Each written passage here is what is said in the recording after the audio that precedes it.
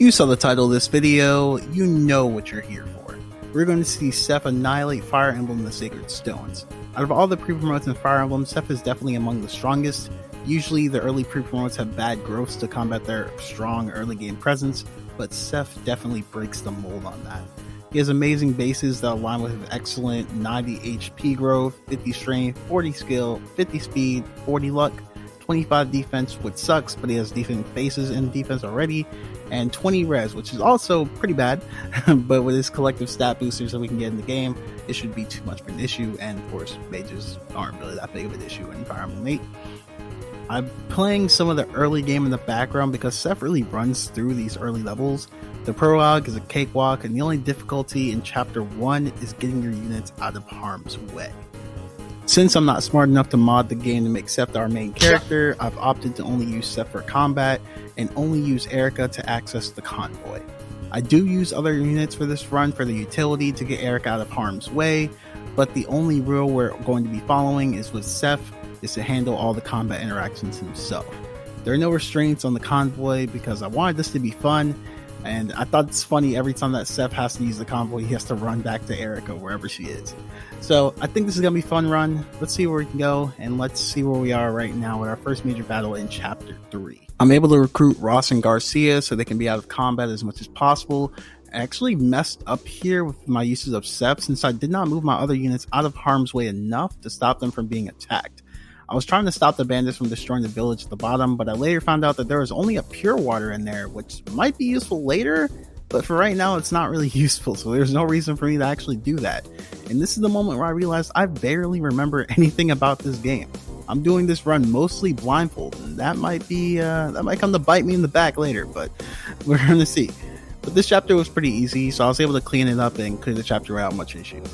Chapter 3 is much the same. We used Trash Archer number 8 to recruit Calm to stop him from stealing everything, and then I had to make a choice. Would I use Thief utility in this run?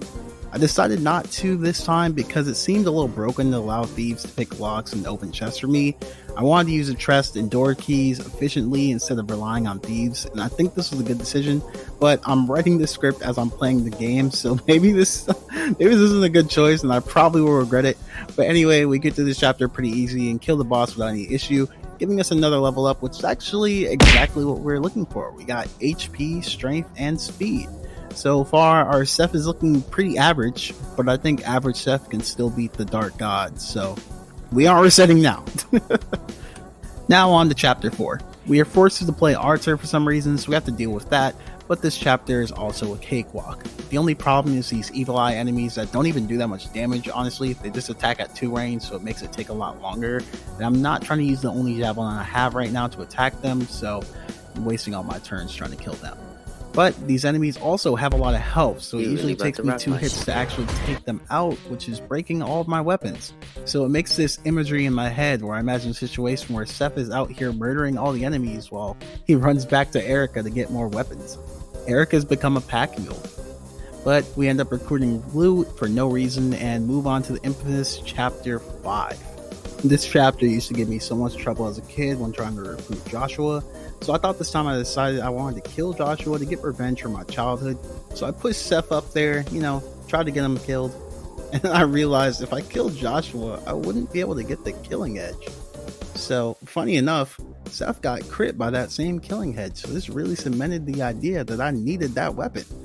And I also recently learned that Joshua won't attack Natasha, so I ended up moving Seth back so I can get her close enough for the recruitment. After Joshua was recruited, I took out the rest of the enemies, bought some items, sold some stuff, and had a quick 1v1 with the boss, and we were done. Chapter 5 was over.